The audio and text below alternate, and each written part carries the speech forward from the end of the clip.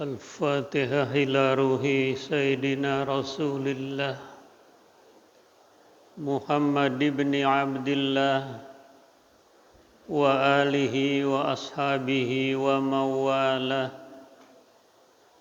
وجميع أولياء الله وعلماء الله خصوصا ساداتنا العلويين وأولياء الكون أجمعين ثم إلى رحمن أمر هذا المسجد مبارك ثم إلى روح والدينا ووالديكم وأمواتنا وأمواتكم وأموات المسلمين والمسلمات والمؤمنين والمؤمنات خصوصا المؤلف هذا الكتاب شيخ النووي البنتني ثم إلى روح الشيخ محمد شافعي هزامي وإلى روح حاجي أحمد طبراني بن حاجي سائدة أخينا في الله متوزن بن محمد صالح شيخنا حاجي منصوري وأماتك الفاقرة زوجتي وحيد نبي أسلام أن الله يتغشاهم بالرحمة والمغفرة وإلى حضرة النبي محمد صلى الله عليه وسلم الفاتحة أعوذ بالله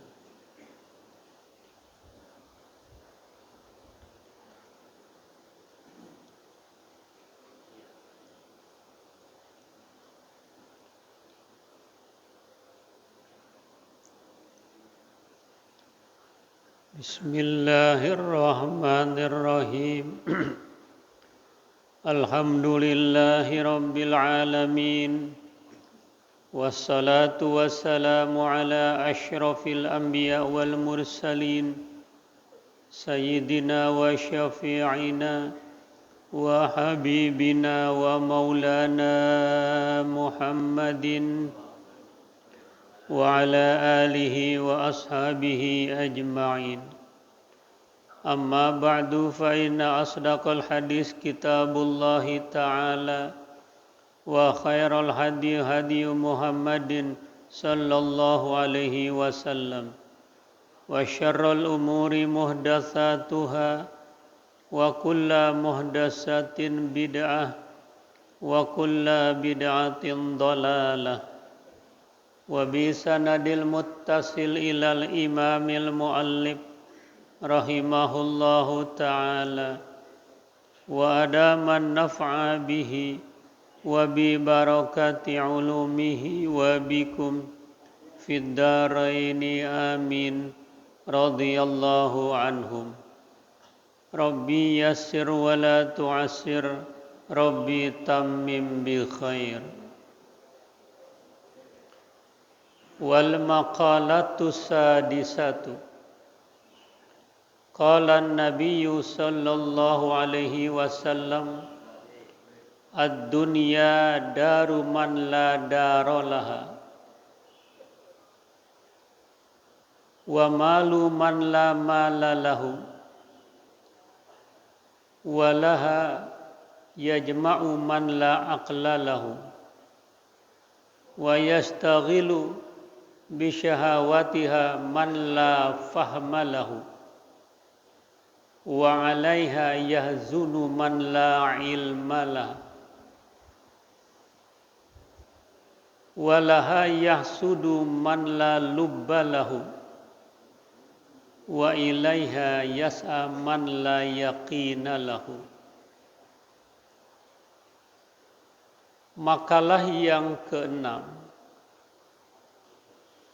telah bersabda baginda Rasul sallallahu alaihi wasallam, ad-dunya daru man la dara lahu. Dunia adalah tempat orang yang tidak punya tempat. Hartanya orang yang tidak punya harta. Sesuatu yang dihimpun oleh orang yang tidak punya akal sempurna. suatu sumber kesenangan yang ditekuni oleh orang yang tidak memiliki kepemahaman, suatu pangkal keresahan bagi orang yang tidak punya disiplin ilmu, suatu arah kedengkian bagi orang yang tidak punya kebijakan cemerlang, dan suatu arah sasaran usaha bagi orang yang tidak punya keyakinan.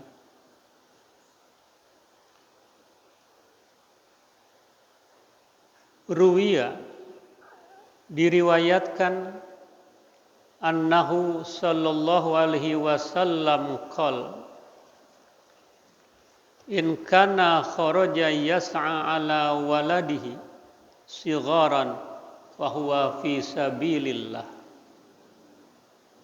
wa in kana kharaja yas'a ala abawaini syaikhaini kabiraini fahuwa fi sabilillah, wa in kana kharaja yas'a ala nafsihi ya'ifuha fahuwa fi sabilillah, wa in kana kharaja yas'a riya'an wa mufakharatan fahuwa fi sabili syaitan, rawahu Tabrani.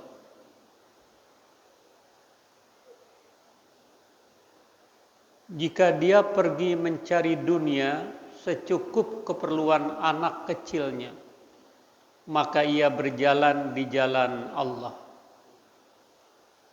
Jika ia pergi mencari dunia secukup keperluan kedua orang tuanya yang sudah tua renta, maka ia berada di jalan Allah. Jika ia pergi mencari dunia untuk keperluan diri sendiri, agar tidak meminta-minta pada orang lain, maka ia berada di jalan Allah.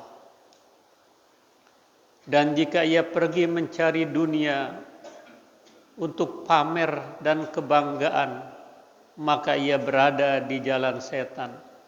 Hadis riwayat Imam Tabrani. Dari makalah ini yang disampaikan oleh baginda Rasul Shallallahu Alaihi Wasallam memiliki makna yang luas, yang penuh dengan kinayah, satu ungkapan sindiran menyentuh hati nurani kita agar benar-benar kita bisa menelaah secara kritis hidup di dunia ini, bahwa di dunia ini hidup tidak kekal, jabatan tidak kekal, berujung dan ada ujungnya. Tubuh manusia juga yang semula kekar, yang semula staminanya kuat, daya hafal, daya nalarnya lalu menggeliatnya seiring dengan bertambah usianya, terjadi pengurangan, terjadi keropos, terjadi penurunan, memori sudah mulai hilang. Kemudian perlahan tapi pasti anggota tubuh kita juga berkurang. Rambut di kepala mulai berubah. Segala penglihatan mulai buram.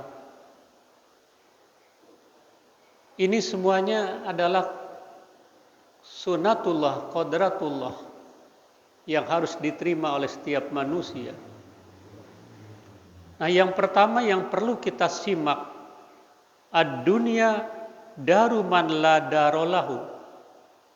Jadi dunia yang kita tempati ini adalah tempat orang yang tidak punya tempat. Apa maksudnya ini? Dunia tempat orang yang tidak punya tempat. Artinya seluas apapun kepemilikan bangunan, kepemilikan tanah, kepemilikan jabatan, kepemilikan uang, ketika orangnya selesai dengan tugasnya di dunia, selesai dengan segala sepak terjang peran yang diperankan baginya akan berujung dan selesai. Rumah dia tinggalkan, jabatan pun tidak ada artinya lagi. Tanah yang berhektar-hektar nggak ada lagi artinya, nggak bisa menolong. Jadi seolah-olah dia tidak punya apa-apa. Sama ketika dilahirkan, meninggalkan dunia juga seperti itu. Karena itu kalau kita menyimak ada satu bait syair tentang dunia ini sesungguhnya menjadi renungan kita. Seorang penyanyi legendaris ya, God bless Ahmad Albar, dalam senandungnya berkata, dunia ini panggung sandiwara, ceritanya mudah berubah. Ada kisah Mahabharata atau tragedi dari Yunani. Setiap kita pegang satu peranan yang harus kita mainkan. Ada peran wajar, ada peran berpura-pura. Pura-pura benar, pura-pura jujur. Peran bercinta bikin orang mabuk kepayang. Peran kocak bikin kita terbahak-bahak. Dunia panggung sandiwara.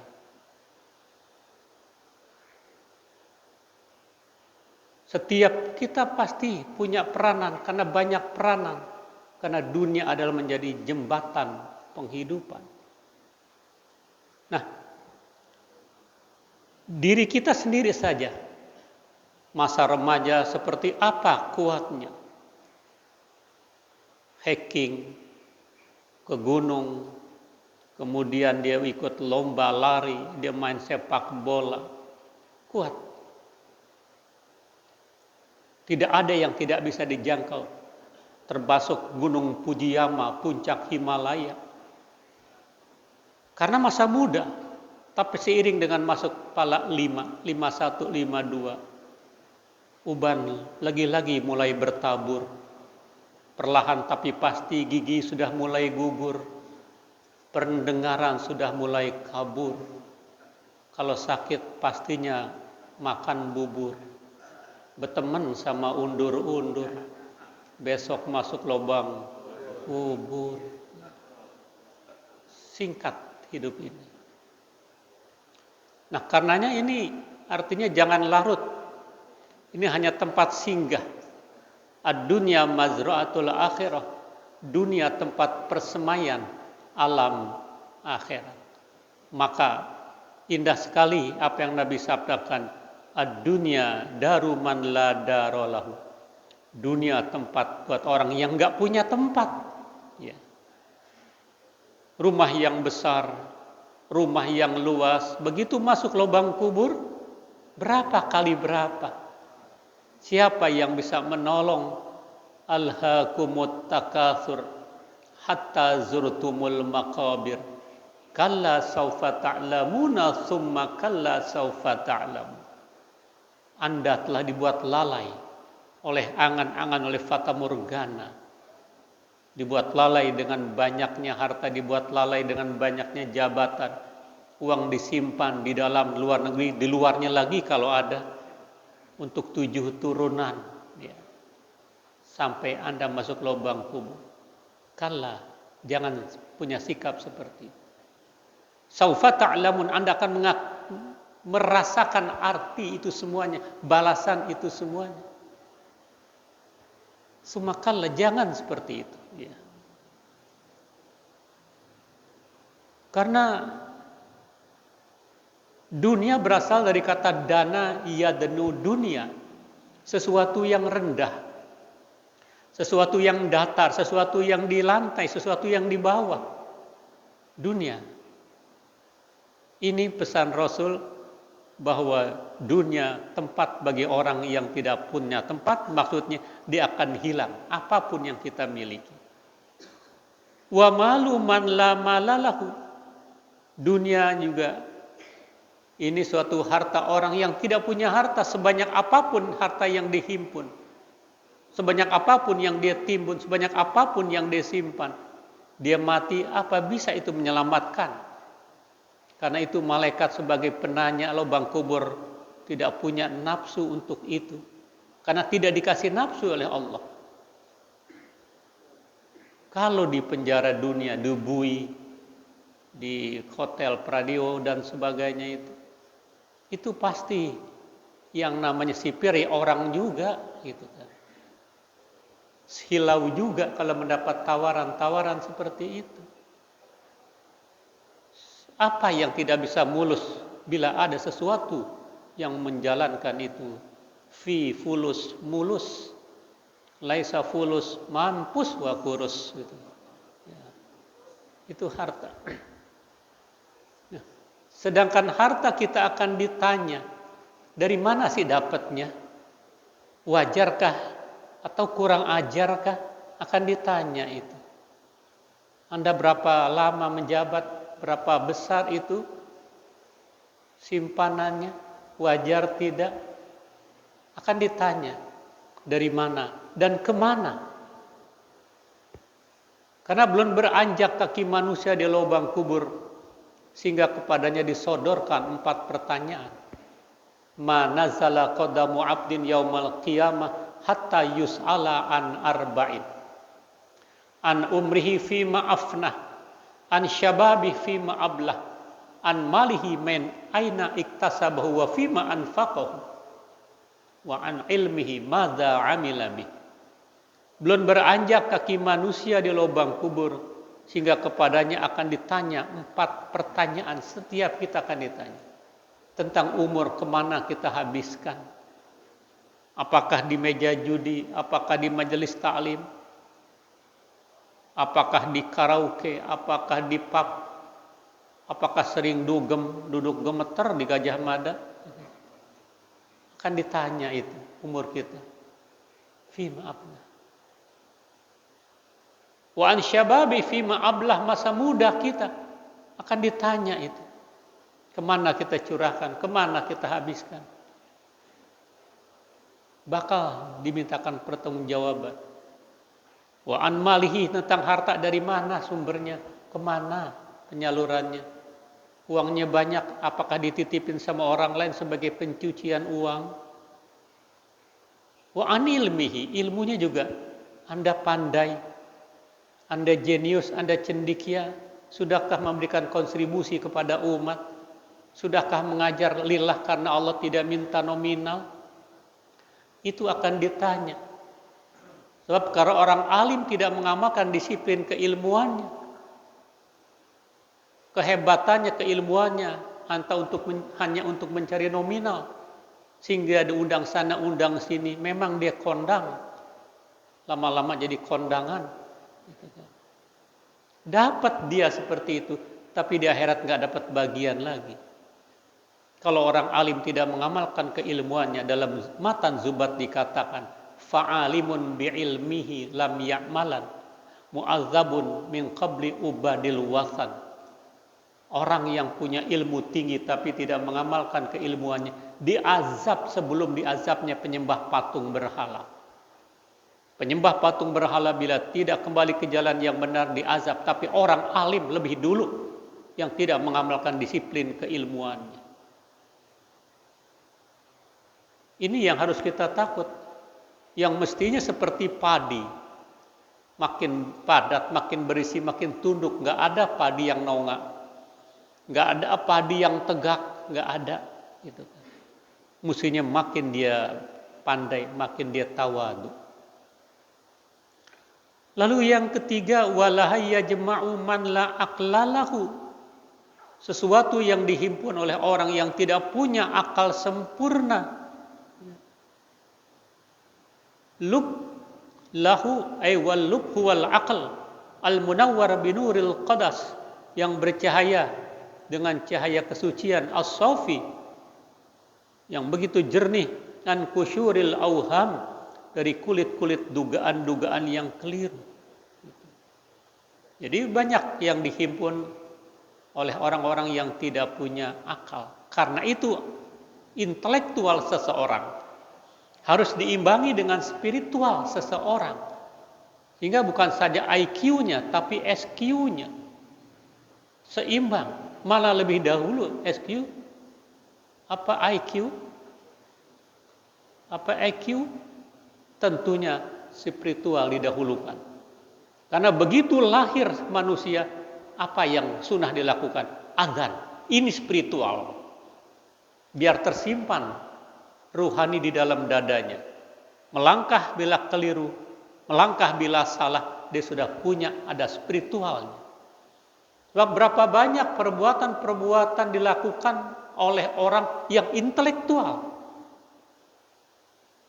Berapa banyak pencucian uang, berapa banyak korupsi dilakukan oleh mereka yang kerahnya kerah bersih, kerah putih, bukan kerah dekil. Berarti nggak cerdas spiritualnya. Maka dituntut ada combine, ada kombinasi antara kecerdasan intelektual dengan kecerdasan spiritual. Dulu pernah orang jatuh dari ketinggian, ternyata sengaja. Intelektual sarjana dia, tapi tidak hidup spiritualnya. Ini yang harus dikombinasikan. Spiritual adalah bagaimana upaya kita menjaga, mengendalikan diri kita ini. Agar nilai-nilai agama bagi kita Islam harus menjadi motivator kita. Karena di diri kita Allah katakan, fa'alhamaha fujuraha wa taqwaha. Kami ilhamkan kepada diri manusia unsur ketakwaan dan unsur kedurhakaan. Maka iman rukunnya 6, Islam rukunnya 5. Itu artinya kesebelasan iman dan Islam berperan. Fa'alhamaha fujuraha wa taqwa. Dorongan negatif, dorongan maksiat, dorongan menjerumuskan orang, dia sudah punya kekuatan. Kesebelasan iman dan Islamnya lebih dominan itu. Maka orang yang berakal pasti dia akan menyetir hawa nafsunya, bukan dia disetir oleh hawa nafsunya. Wa ilaiha yas'a, dan suatu sumber kesenangan yang ditekuni oleh orang yang tidak memiliki kepemahaman. Jadi dunia yang dia berusaha, pagi berangkat, anak masih tidur, pulang malam anak sudah tidur. Itu kalau dia lakukan dengan kekosongan spiritual, kekosongan nilai-nilai agama, itu menjadi tua di jalan orang itu tadi. Karena tidak diimbangi dengan semangat itu. Wa ilaiha yas'a man la yaqina lahu. Sesuatu pangkal keresahan bagi orang yang tidak punya ilmu, tidak punya keyakinan dan sebagainya. Nah, untuk mengimbangi itu, ruwiyah diriwayatkan annahu sallallahu alaihi wasallam, baginda Rasul sallallahu alaihi wasallam bersabda, in kana kharaja yas'a ala walidihi sigharan fahuwa fi sabilillah.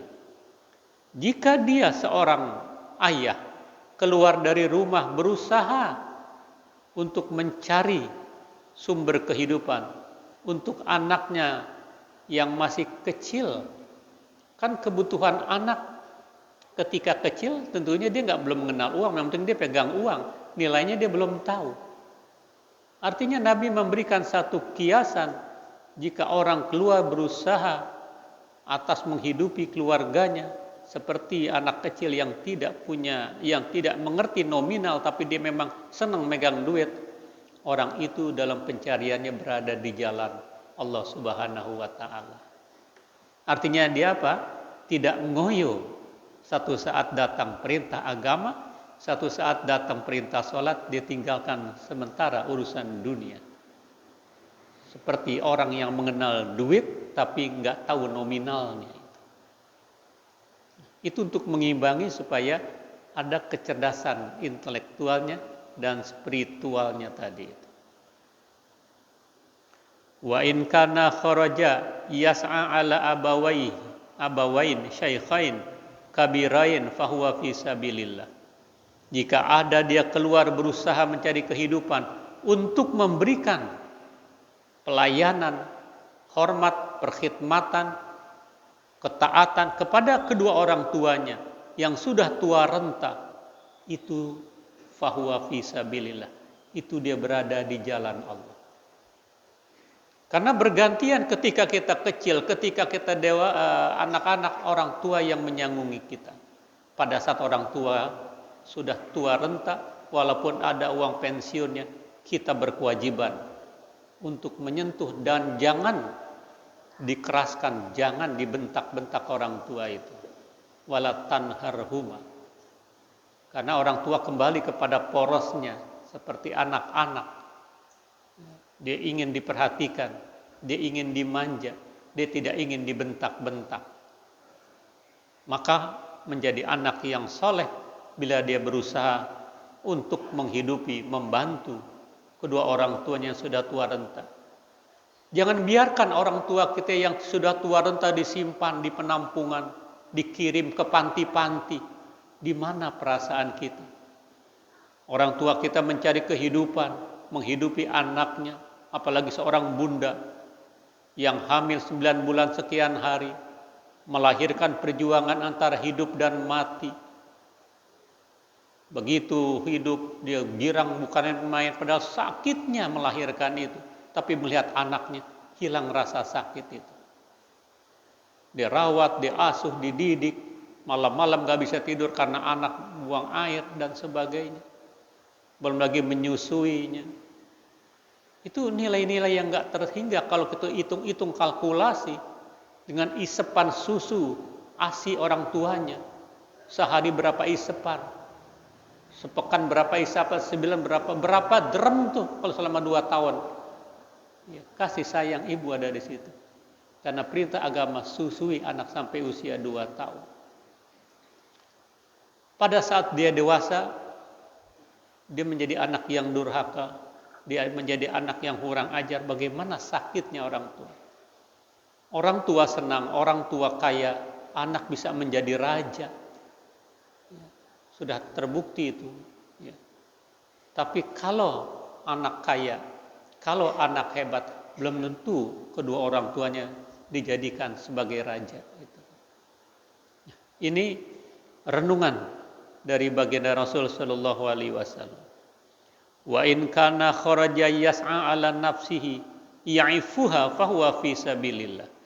Jika seseorang keluar berusaha mencari kehidupan untuk dirinya dan dia tidak mau meminta-minta, dia tidak mau ngemis-ngemis buat kepentingan pribadinya, dia nggak mau nyapir-nyapir, maka orang itu berada di jalan Allah Subhanahu wa ta'ala.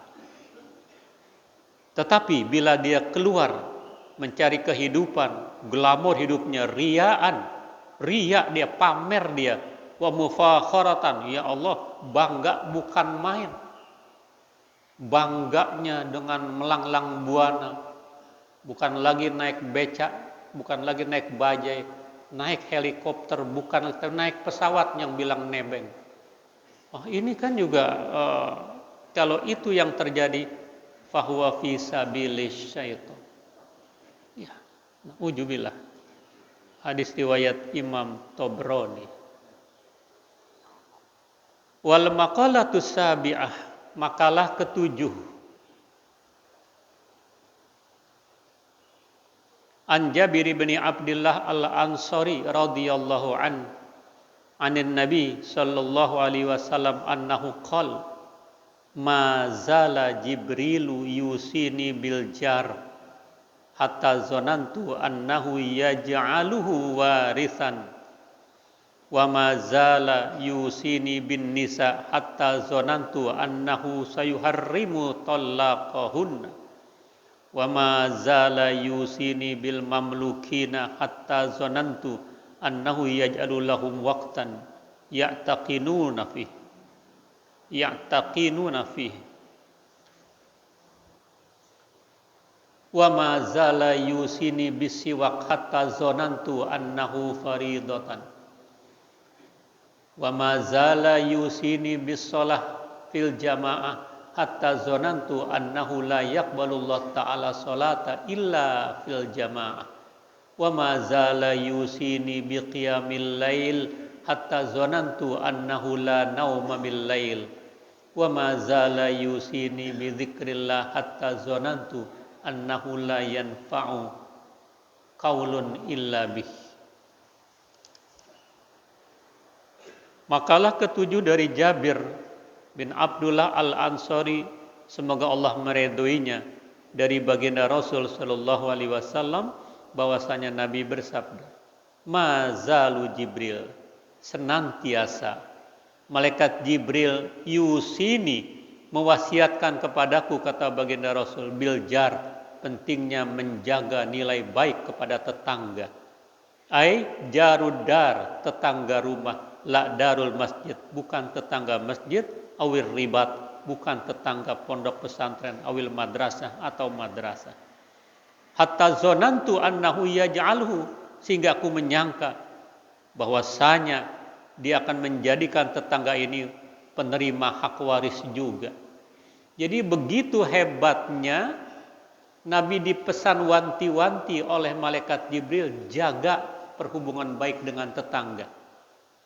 Tetangga dari mana saja, lain suku, lain agama, bahkan tunjukkan kita Islam yang rahmatan lil alamin. Artinya ketika dia sakit kita kunjungi, datang nggak apa-apa. Ketika kena musibah, kebakaran, kebanjiran, kita tolong, kita bantu rumahnya tanpa melihat apa agama yang dianutnya itu. Ini corak Islam yang rahmatan lil alamin, Islam wasati, ya. Nah, sampai tadi, ya jangan-jangan ini tetangga harus dapat waris nih. Kok pesannya Jibril luar biasa, nggak mungkin kebisaan Jibril, tapi perintah dari Allah Subhanahu wa taala, jaga hubungan baik dengan tetangga. Bila kita terkena musibah, bila kita ada keperluan hajat, kita enak minjemnya sama tetangga. Minjem halamannya, minjem apa yang perlu kita pinjam, dan saling tolong menolong seperti itu. Karena dianggap tidak sempurna iman seseorang di malam hari, perut dia kenyang, dia tahu tetangganya lapar, dia tidak membantu, la imanalah. Ya, tidak punya iman yang sempurna, dan bukan umatku, kata Rasul. Orang yang tidak peduli kepada tetangganya itu. Min jarihi bi an ya'muruni, bahwasanya Jibril memerintahkan kepada aku, anilah, tentunya itu dari Allah, bijak lisah min lahu, dengan menjadikan saham bagi tetangga, fi mali jarihi, pada harta tetangganya, fayat lubu mura'atal jar, maka dia memerintahkan untuk menjaga hubungan baik dengan tetangga. Wal qarib asyaddu minal ba'id, tetangga yang dekat lebih sangat lagi daripada tetangga yang jauh, bi an yansahahu, untuk saling menasehati, fi dinihi, pada agamanya, wa yuwasiyahu, untuk menyayanginya, fi dunyahu, dalam urusan dunia. Tetangga paling tidak 40 dari depan rumah, belakang, kiri dan kanan. Itu paling enggak silaturahim ketika Idul Fitri, ketika kita mau pergi haji atau umroh, paling enggak kita minta doa, berjabatan tangan, saling memaafkan satu sama lain itu. Senantiasa Jibril memerintahkan kepada aku untuk memperhatikan wanita, sehingga saya menyangka jangan-jangan haram perceraian dalam bentuk apapun itu. Tidak ada perceraian, karena dijaga wasiat Jibril, hati-hati jaga perempuan, karena wanita diciptakan dari tulang rusuk sebelah kiri paling atas yang bengkok. Artinya jangan dikeraskan wanita, nanti bengkok, patah, susah nyambungnya. Kayak lempeye udah digoreng patah, nggak bisa nyambungnya. Kalau pisang Ambon bisa ditusuk pakai lidi gitu kan, bisa nyambung lagi. Kalau kerupuk, kalau lempeye, bagaimana bisa nyambung? Artinya ittaqullah fin nisa, takwalah kepada Allah dalam urusan perempuan. Ya. Wa mazala yusini bil mamlukin, senantiasa malaikat Jibril wasiat kepadaku, jaga dengan budak-budak. Artinya kalau sekarang ASN, jangan ada kekerasan, jangan ada tindak kebengisan, jangan ada tindakan main kasar, ya. Karena dia memang diutus untuk membantu kita, kita harus membantu dia. Kalau memang perlu dikeluarkan karena indisiplin, keluarkan, jangan ada main kekerasan gitu. Annahu yaj'alu lahum waqtan, bahwasanya dia menjadikan bagi tetangga itu suatu waktu ya'tiquna fih, yang harus dibebaskan gitu kan. Dzalikal waqt min ghairi i'taq wa ma zala yusini bisiwak, senantiasa malaikat Jibril wasiat kepadaku gunakan siwak, sehingga aku menyangka itu menjadi wajib. Enggak, kata Rasul, laula an asyqa ala ummati la amarthum bisiwak inda kulli shalah. Andaikan tidak memberatkan umatku, aku wajibkan siwak setiap mau sholat. Andaikan. Ini kan kadang-kadang kita sendiri perasaan sudah ditaruh di jas, mau ngajar jasnya lain lagi, ya. Mesti setiap jas masukin itu, barangkali masukin siwak gitu kan ya. Maka itu hukumnya tidak wajib, sunnah. Jadi andaikan tidak memberatkan, aku wajibkan. Itu wasiat Jibril, gunakan siwak. Wasiat dengan siwak. Wa mazala yusini bisolah fil jamaah, senantiasa malaikat Jibril wasiat kepada aku dengan solat berjamaah. Hatta zonantu, sehingga saya menyangka annahu la yaqbalullah, Allah tidak bakal menerima solat orang yang sendirian, yang tidak berjamaah. Hingga kata Rasul, la solata liman jarulahu, tidak ada solat, artinya tidak sempurna solat seorang illa fil masjid. La solata illa fil masjid, tidak sempurna solat seorang kecuali berjamaah di masjid. Bukan tidak sah, tidak sempurna ya. Kecuali solat sunnah. Solat sunnah Nabi sering di rumah ya.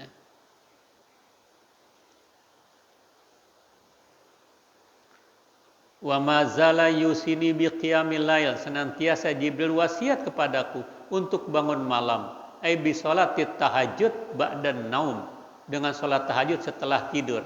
Jadi persyaratan sholat tahajud harus tidur habis isya. Ba'da isya dia tidur, bangun jam 3 dapat tahajud. Bahkan jam 10 dia bangun karena belum sholat ba'diyah isya, habis sholat isya itu terhitung dapat nilai tahajud. Tapi masih KW3 itu. Ya, belum KW1. KW1 tengah malam mendekati subuh jam 3 lah kalau sekarang ini. Nah, itu punya nilai. Kalau orang sholat wajib saja tidak sholat sunat, nggak pernah sholat tahajud, ini kalau dagang pulang modal doang. Siapa yang mau seperti itu? Ya, nggak ada yang mau. Dia pengen ada laba, ada kelebihan. Jadi pentingnya dengan sholat tahajud, wa minal lail fathajat bihi nafilatallak asa ayyab'atsa rabbuka maqamam mahmud.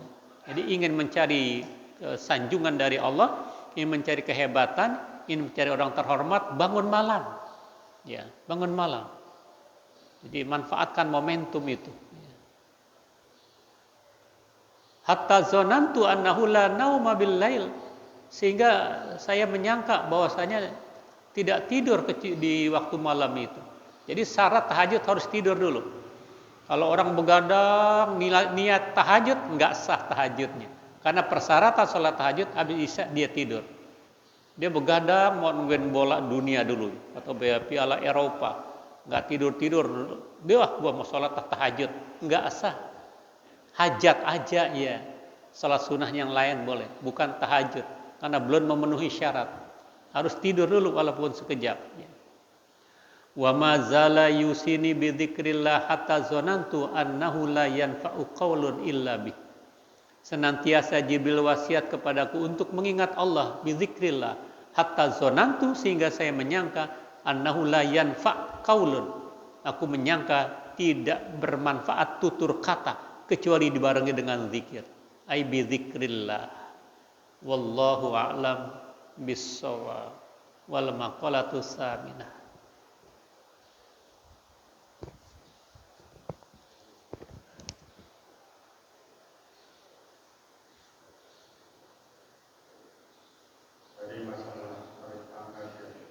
Ya.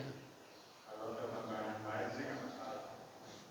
Tetangga yang selalu bikin onar, tetangga yang selalu memfitnah seseorang, tetangga yang perilakunya kurang baik, bagaimana kita bersikap?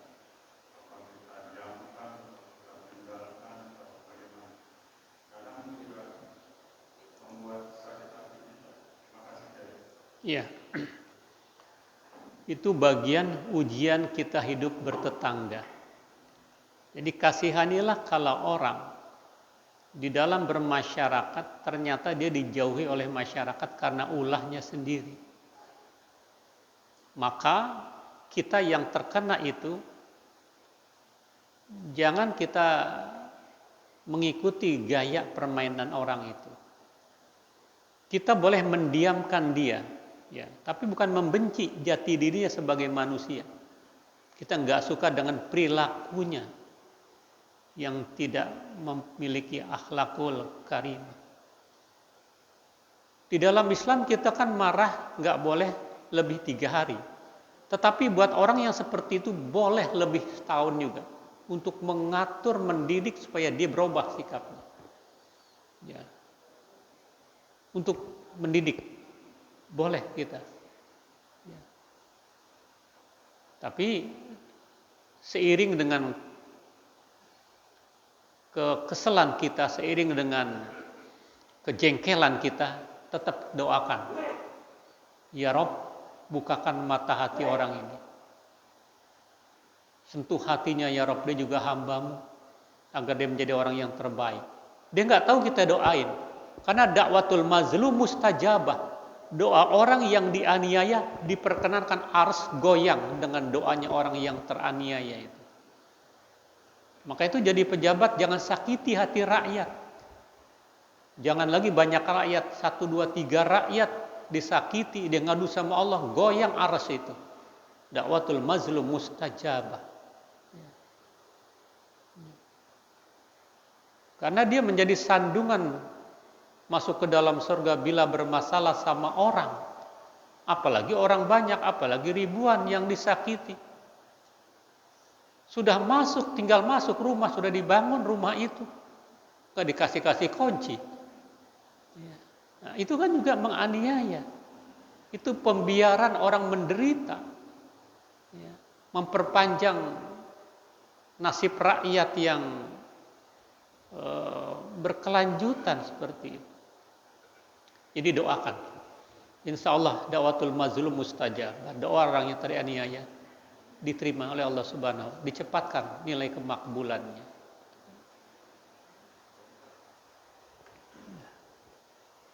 Cukup.